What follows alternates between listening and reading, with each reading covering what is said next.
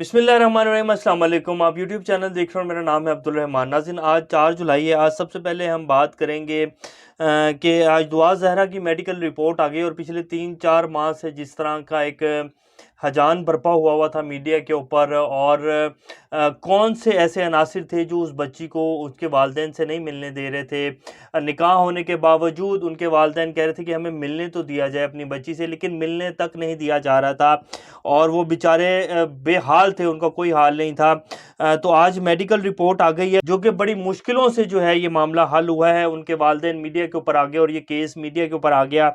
तो हमारे जो अदारे हैं उन्होंने कुछ काम करना शुरू किया और मेडिकल रिपोर्ट जो आई है उसमें क्या सामने है वो आपके सामने रखते हैं। और दूसरी जो आज स्टोरी हम आपके सामने रखेंगे, NRO 2 जो है वो तकरीबन जो है कंप्लीट हो चुका है और बड़ी तकरीरियाँ जो हैं आज नैब में कर दी गई हैं। कायम मकाम जो चेयरमैन है, मैं तो शहबाज शरीफ साहब को ही कहूँगा, वही कायम मकाम चेयरमैन है। उन्होंने आज हतमी नोटिफिकेशन के ऊपर जो है दस्तखत कर दिए हैं और बड़े पैमाने के ऊपर नैब में जो है आज तब्दीलियाँ कर दी गई हैं। तो ये दोनों स्टोरीज आज आपके सामने रखेंगे।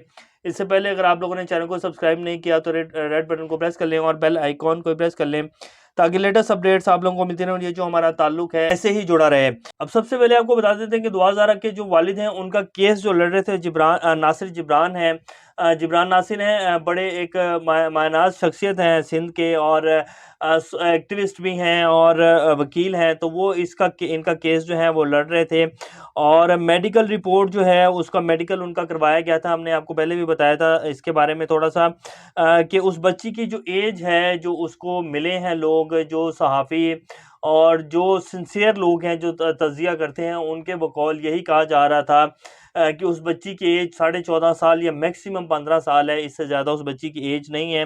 और लेकिन जिस तरह का प्रोपेगेंडा मीडिया के ऊपर किया गया, कुछ व्लॉगर्स जो थे उन्होंने जाकर जो है जाम शरी की बोतलें रखी और फिर वहाँ जाके इंटरव्यू लिया और विक्ट्री के निशान बनाए गए। बाकायदा उस बच्ची को कहा गया कि आप बेटा विक्ट्री के निशान बनाएं, क्योंकि वो एक प्लांटेड इंटरव्यू था और जिस तरह वो किया गया वो सारा उसका चट्टा कट्टा खुल चुका है आप सब लोगों के सामने।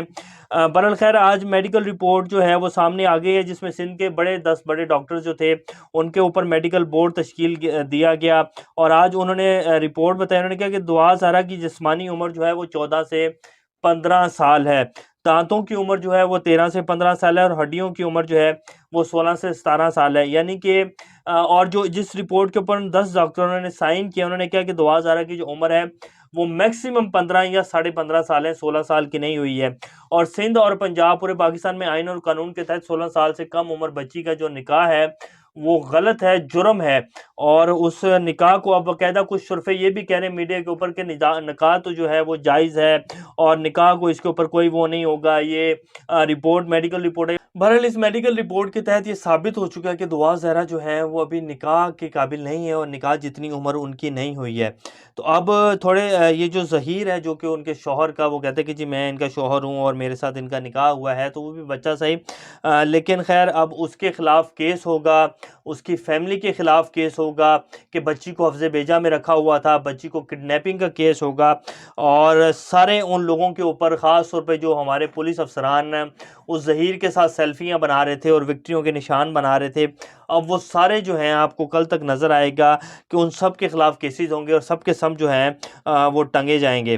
तो ये इस टाइम की सूरत हाल है। बहरहाल खैर, अल्लाह हदायत दे पाकिस्तानी कौम को, और पाकिस्तान में जो मीडिया में कुछ लोग बैठे हुए हैं और हमारे जो अदारों में कुछ लोग बैठे हुए हैं, इसमें अगर देखा जाए तो सबसे अहम किरदार जो है इस केस को जो अभी तक हल ना होने में था, वो हमारी पुलिस का था और यहाँ तक पहुँचाने में और इसको हल करवाने में भी हमारी पुलिस का ही हाथ है। अदारों में जो बैठी काली भेड़ें हैं जिनका दीन ईमान सिर्फ पैसा है, और वो लोग फिर इस तरह के काम करते हैं और फिर जो केसेस, मैक्सिमम 1 हफ्ते का ये केस था और ये इसको 3 महीने हो गए और वो दुआ ज़हरा के माँ बाप जो हैं वो पता नहीं कितने कर्ब से गुजरे हैं। जिस तरह उनका मीडिया के ऊपर नाम आया और जो जो कुछ फिर उनको सहना पड़ा होगा, ये मैं और आप लोग नहीं जानते। लेकिन जब एक सादा लो इंसान और एक शरीफुल नफ्स फैमिली जो है उसका नाम मीडिया के ऊपर आता है और ख़ास तौर पर बेटी के हवाले से आता है, तो फिर उसको किस तरह की जो है बातें सुननी पड़ती हैं ख़ानदान में, और किस तरह के जो रवैये हैं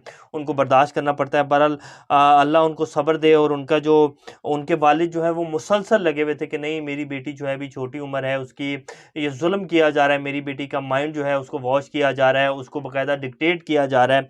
तो अल्लाह ताला ने उनको बड़ी एक कामयाबी से हमकिनार किया है, और आज वो साबित उन्होंने अपना जो सच है उसको साबित किया है, और बताया है कि नहीं, जो वो वालिदैन कह रहे थे वही सच है, ना कि जो तफ्तीशी अफसर और जो लोग पैसा खा रहे थे, और मीडिया में जो जिस तरह का एक प्रोपागेंडा किया जा रहा था उनकी फैमिली और उनकी बेटी को लेकर, वो सब झूठ था।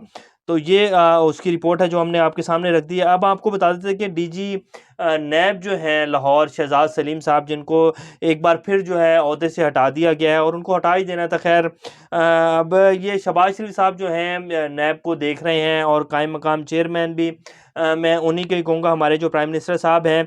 तो डीजी नैब लाहौर शहजाद सलीम को ओहदे से हटाकर डीजी आगाही नैब हेडक्वार्टर्स जो है तैनात कर दिया गया है। यानी कि उनकी मंजी जो है बिल्कुल ठोक दी गई है। और इसके साथ साथ मिर्ज़ा सुल्तान साहब जो हैं उनको नए डीजी नैब लाहौर तैनात कर दिया गया है। और जो जाली अकाउंट केस की सरबराही करने वाले डीजी नैब थे इरफान नई मंगी, जिनको जो कि रावलपिंडी में तैनात थे, उनको भी तब्दील कर दिया गया, और ये पानामा केस में बड़े अहम रुकन थे, और इनका बड़ा हिस्सा था पानामा की जो जीआईटी बनाने में।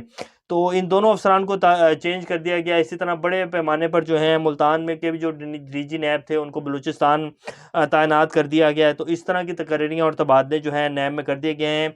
अपने साथ साथ जितने भी लोग थे उनके पार्टी के, उन सबको जो है NRO 2 वो दिया जा रहा है। और ये इस टाइम पाकिस्तान की सिचुएशन है जी। NRO 2 तकरीबन जो है अपने हतमी मराहिल को पहुंच चुका है।